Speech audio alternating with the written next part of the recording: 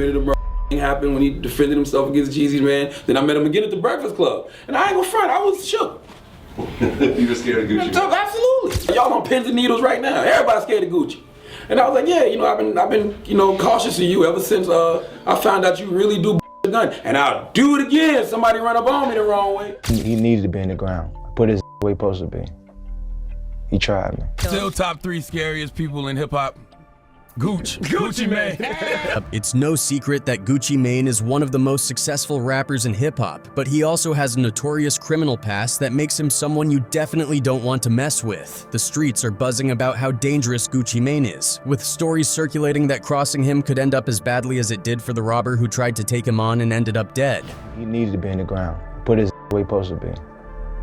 He tried me. Even Charlemagne Tha God, who's been around countless rappers, many of whom are probably pretty intimidating, has backed this up, calling Gucci Mane the boogeyman of hip-hop. Looked me dead in my eyes, and what I saw back terrified me. What I was looking back at absolutely terrified me. Gucci Mane is the boogeyman of hip-hop. He is the boogeyman. And instead of boo, he says burr. Charlemagne shared a story about the first time he met Gucci Mane during the infamous beef between Gucci and Jeezy. Charlemagne casually asked Gucci why he was beefing with Jeezy when they had a record together. But the look he got from Gucci made him realize he probably shouldn't have asked that. Charlemagne went on to say that the second time he met Gucci Mane, which was on the Breakfast Club, he was genuinely afraid of him. This was after Gucci had shot and K-worded a man who tried to rob him, so his reputation was even more intense. Who committed a murder? Happened when he defended himself against Jeezy, man. Then I met him again at the Breakfast Club. And I ain't gonna front, I was shook. You were scared of Gucci? Absolutely. Y'all on pins and needles right now. Everybody's scared of Gucci. And I was like, yeah, I've been cautious of you ever since I found out you really do the gun. And I'll do it again. Somebody run up on me the wrong way. But a lot of drama unfolded when Gucci Mane appeared on the Breakfast Club to promote his album The Return of East Atlanta Santa in late 2016. What started as a friendly chat quickly turned into a heated exchange between Gucci and host Angela Yee about their previous encounters. Gucci brought up their history, leading Charlemagne Tha God and DJ Envy to ask if there had been anything sensual between them. Gucci claimed she done tried, and even said she was on my D back then, which made the male co-host laugh. Smash Angela Yee, Gucci. Okay. Of course not. Why you said of course not? I'm saying, come on, guys. She didn't try. Okay. She was on my back. Yee denied the claims, but Gucci kept going, saying Yee had texted him asking which hotel he was staying at and trying to come to his room. No, we was cool. I was not on your. Stop You it. used to be texting me what hotel you was in and shit That is a lie. Never. The tension didn't end there. After nearly 4 years of silence, Gucci reignited his beef with Yee and the Breakfast Club on Instagram, claiming he had been banned from the show because of that 2016 interview. He posted a clip from the interview and wrote, "Wow, so you mean to tell me the Breakfast Club banned me for this?" He also shared a clip from a 2010 interview on Yee's Lip Service podcast that showed a flirtatious exchange between them, where Yee responded to Gucci asking if she could take it by saying, "I'm sure. You know what they say about little girls, especially Asian ones." At the time of the Instagram post, Gucci didn't provide more details about his alleged ban. He did, however, call the host derogatory words on Twitter. Angela Yee addressed the rumors on the Breakfast Club, insisting that Gucci was not banned and that a representative for him had even called to apologize for his behavior. Yee rejected the apology, saying, "I don't do that behind the scenes. You said something publicly that wasn't true. You should apologize publicly." Yee also reiterated that she was never interested in Gucci romantically and accused him of lying. She explained that their feud seemed to stem from a 2016 interview The Breakfast Club did with Yo Gotti, where he admitted to having S with Gucci's wife, Keisha Kawahir. This, according to Yee, made Gucci hold a grudge against her. Only 2 weeks after claiming he was banned from The Breakfast Club, Gucci retracted his statement on an episode of Everyday Struggle. When asked about the ongoing drama with Yee, he admitted, "I don't think I was actually banned. I don't think they never used the word banned." While the word banned might not have been used, Gucci said the co-host declined his interview requests every time he wanted to promote a new album, making him feel unwelcome. Actually banned, I think they never used the word banned. I think they just declined the interview. Every time I would drop an album, they would say, "We declined to interview, we declined the request," or whatever. However the label would reach out, they would always decline it.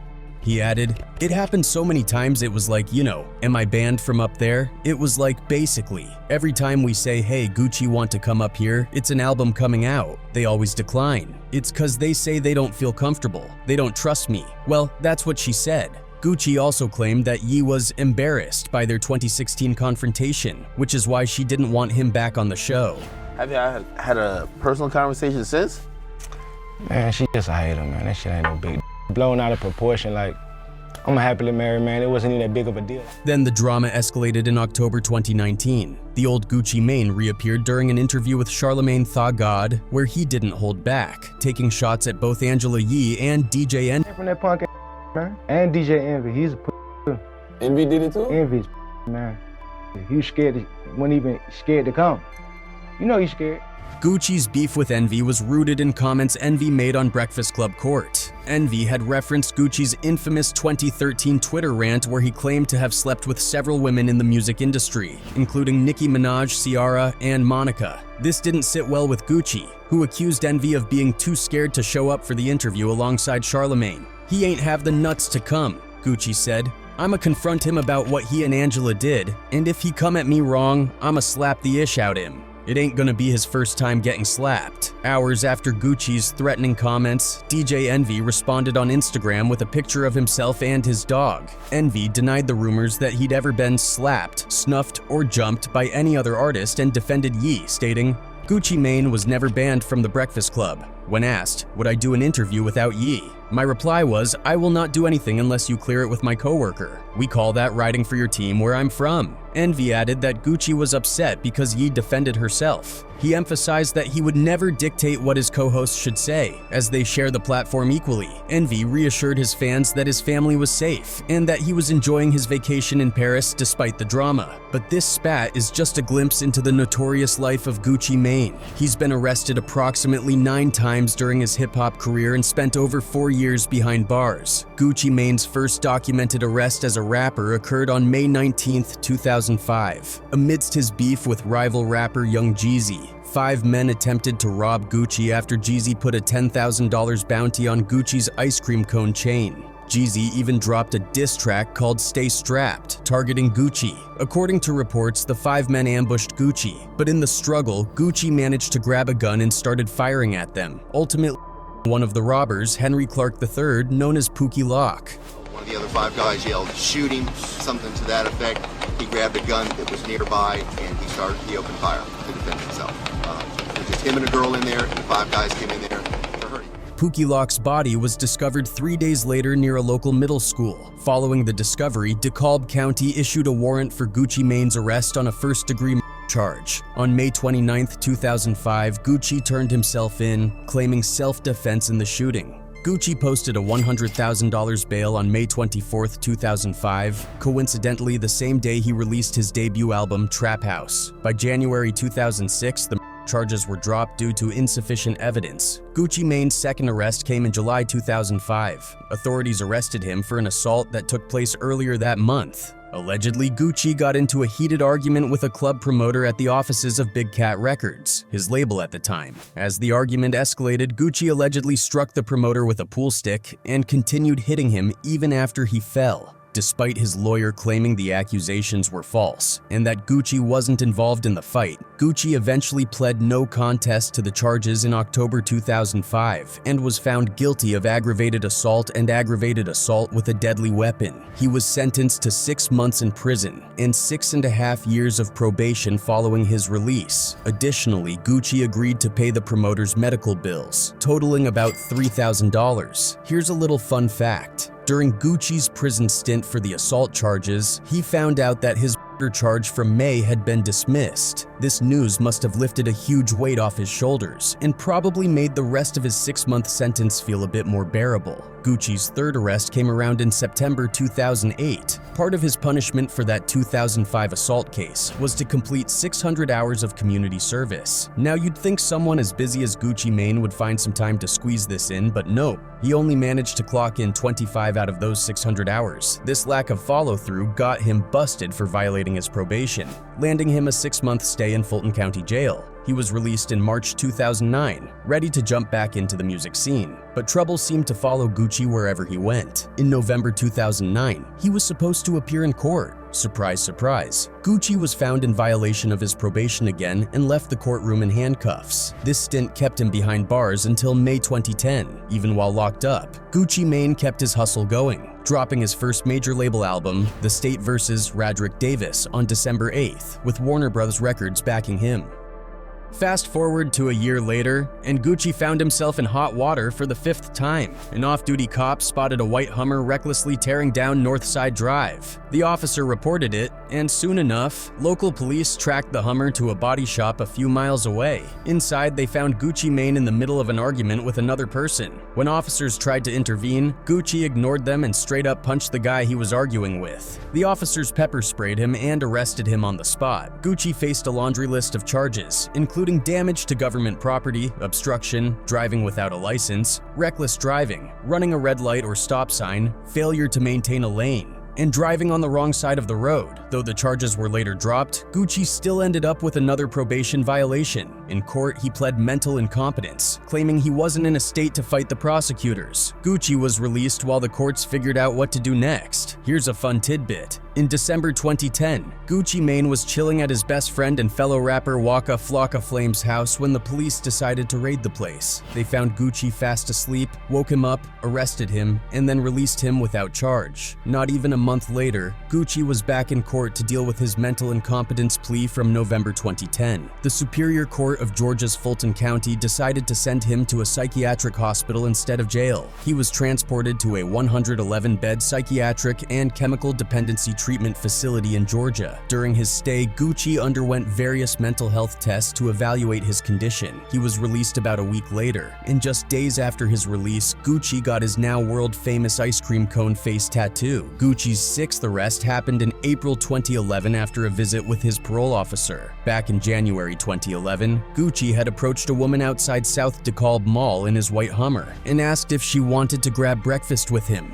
The woman, who recognized Gucci from his infamous face tattoo, accepted the offer and got into his Hummer. Things took a turn when Gucci offered her $150 for S. When she refused, he forced her out of the moving vehicle. At his sentencing on September 13, 2011, Gucci pled guilty to 2 counts of battery, 2 counts of reckless conduct, and 1 count of disorderly conduct. He was sentenced to 6 months in county jail but was released early on December 11th due to good behavior. The woman, Diana Graham, later sued Gucci Mane and won a settlement in September 2012 for an estimated $58,000. Gucci Mane's 7th arrest happened in March 2013. This time, it involved a soldier named James who was at a nightclub in Harlem. James just wanted a photo with Gucci, but apparently Gucci wasn't feeling it. Instead of a photo op, James got a champagne bottle to the head from Gucci, leaving him with a nasty gash. James ended up needing 10 stitches and dealt with a concussion and severe headaches. Not the kind of souvenir he was hoping for, Atlanta police issued a warrant for Gucci's arrest, and by the end of March, Gucci turned himself in to face aggravated assault charges. The judge wasn't feeling generous and denied him bond, scheduling a follow-up court date for April 10th. When that date rolled around, Gucci was indicted on 1 count of aggravated assault. He managed to post a $75,000 bail 2 days later, only to get arrested again the next day for violating his parole. Back to jail he went, but he was released 3 weeks later. Then came September 2013.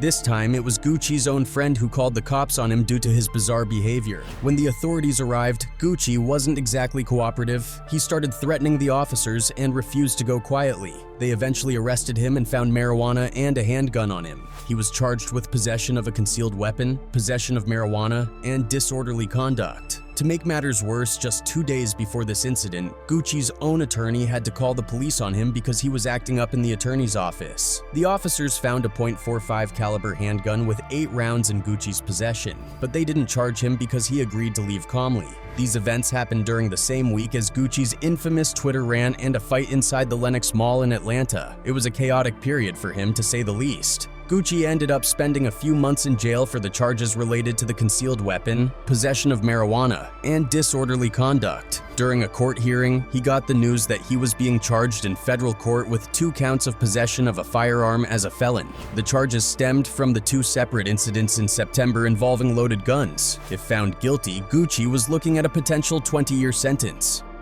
In May 2014, Gucci accepted a plea deal that significantly reduced his sentence in exchange for pleading guilty to possession of firearms by a convicted felon. He was sentenced to 3 years and 3 months in prison on May 26, 2016. After serving almost 3 years, Gucci was released early, ahead of his scheduled release in September. When Gucci Mane walked out of jail, his transformation was nothing short of remarkable. He shed a significant amount of weight and packed on muscle, looking like a new man. It seemed like he had done a lot of soul-searching and self-improvement while behind bars. Gucci managed to stay out of trouble, and on October 17, 2017, he married Keisha Kawar in a lavish ceremony. Since then, Gucci has been focused on his music and personal life, working hard to stay on the right path. Been the most instrumental factor in your growth. If you had to talk to a group of young men and they said to you, Gucci, what's the one thing that was the biggest factor in your growth? Somebody gonna, you know, if you can find you a wife, man, you found a great thing,